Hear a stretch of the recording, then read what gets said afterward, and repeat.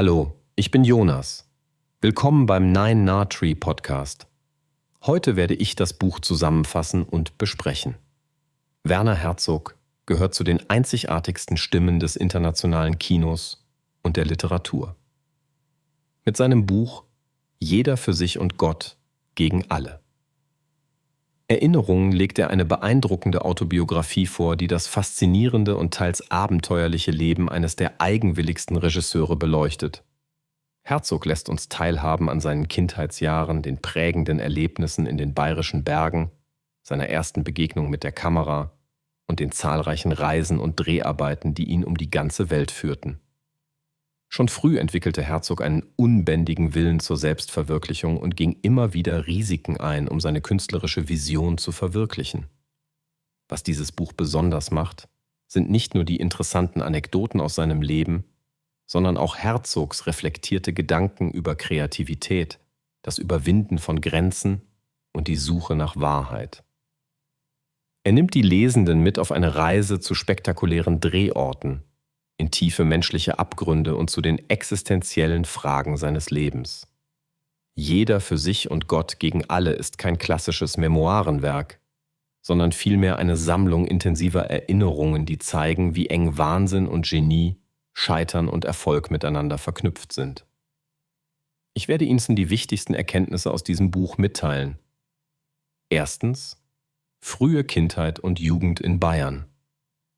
Werner Herzogs Memoiren beginnen mit eindrucksvollen Schilderungen seiner Kindheit im ländlichen Bayern, das nach dem Zweiten Weltkrieg von Armut und Entbehrung geprägt war. Er erzählt von der Abgeschiedenheit, die seine Wahrnehmung der Welt formte, und wie ihm schon früh eine tiefe Verbundenheit zur Natur und dem Überlebenskampf im Alltag eingeprägt wurde. Diese Erfahrungen legten den Grundstein für Herzogs bekannten Durchhaltewillen und seine oft stoische Widerstandskraft. Besonders deutlich wird, wie die dörfliche Umgebung und das Fehlen fast aller modernen Annehmlichkeiten bei ihm ein eigenständiges Denken und eine andere Sicht auf das Machbare und Notwendige philosophisch wie praktisch weckten. Es waren diese frühen Jahre der Entbehrung und Freiheit, die seinen späteren künstlerischen Ausdruck erheblich prägten und immer wieder in seine Geschichten und Filme einflossen. Zweitens: erste Schritte ins Filmemachen. Ein bedeutendes Thema des Buches ist Herzogs ungewöhnlicher Einstieg in die Filmwelt. Ohne Mittel, Ausbildung oder Vorbilder fand er durch pure Entschlossenheit und Improvisation zum Medium Film. Herzog schildert detailliert, wie er seine erste Kamera quasi erschlich und mit großer Hartnäckigkeit seine ersten Projekte realisierte. Die Schwierigkeiten, die er dabei überwinden musste, formen ein faszinierendes Bild von den Anfängen eines jungen Künstlers, der von Anfang an anders dachte und anders arbeitete als viele seiner Zeitgenossen. Seine Erzählungen vermitteln nicht nur Inspiration, sondern zeigen auch, dass künstlerisches Schaffen oft ein Spagat zwischen Pragmatismus und Wagemut ist und dass Unabhängigkeit manchmal fast radikale Lösungen verlangt. Drittens: Begegnungen und Zusammenarbeit mit außergewöhnlichen Menschen. Herzog berichtet eindrucksvoll von seinen Begegnungen mit charismatischen Persönlichkeiten, sei es in der Filmbranche oder im wahren Leben. Legendär sind seine Arbeitsbeziehungen zu Schauspielern wie Klaus Kinski, mit dem er eine ebenso kreative wie destruktive Partnerschaft pflegte.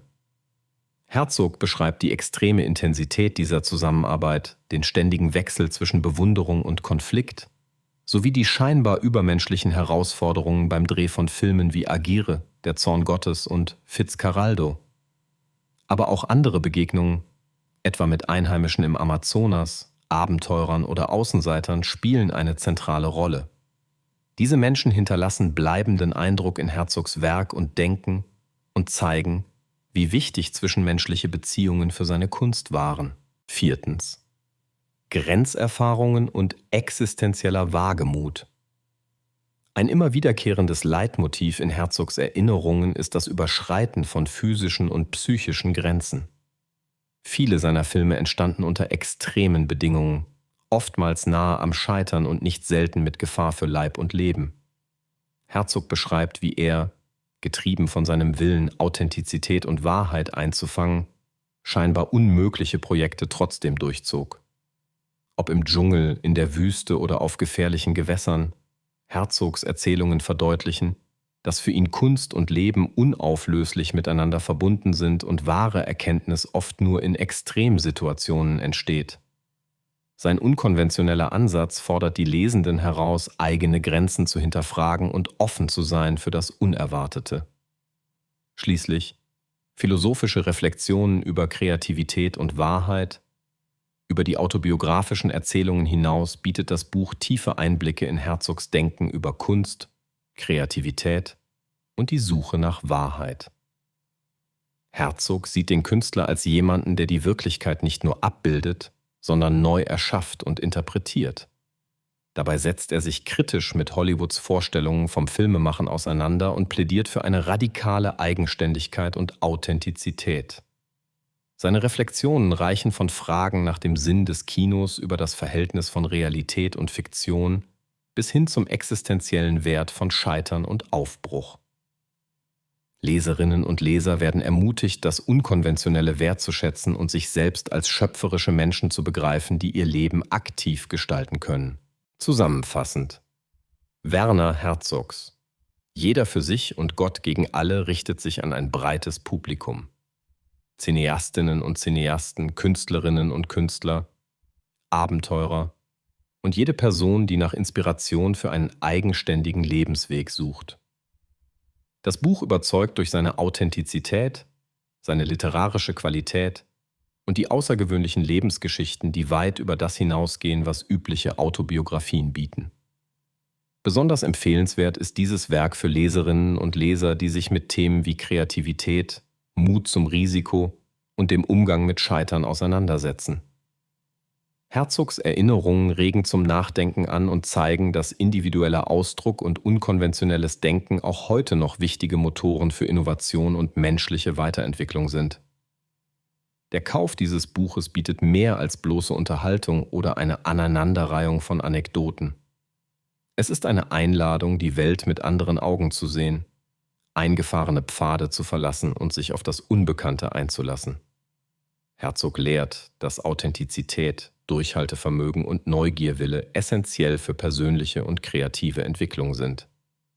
Wer sich auf dieses Buch einlässt, profitiert von Herzogs jahrzehntelanger Erfahrung, seiner Weisheit und seinem Mut, Konventionen zu hinterfragen. Gegenüber anderen Autobiografien oder Ratgebern hebt sich jeder für sich und Gott gegen alle durch seine Tiefe, seinen philosophischen Ansatz und seinen unerschütterlichen Glauben an das individuelle Abenteuerleben ab. Dieses Buch zu erwerben bedeutet, einen Schatz an Geschichten, Einsichten und Impulsen zu gewinnen, die noch lange nach dem Lesen inspirieren.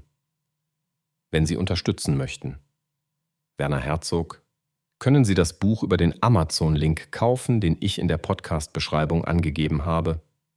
Lassen Sie mich nach dem Lesen des Buches wissen, was Sie davon halten, und teilen Sie Ihre Gedanken mit. Bis bald.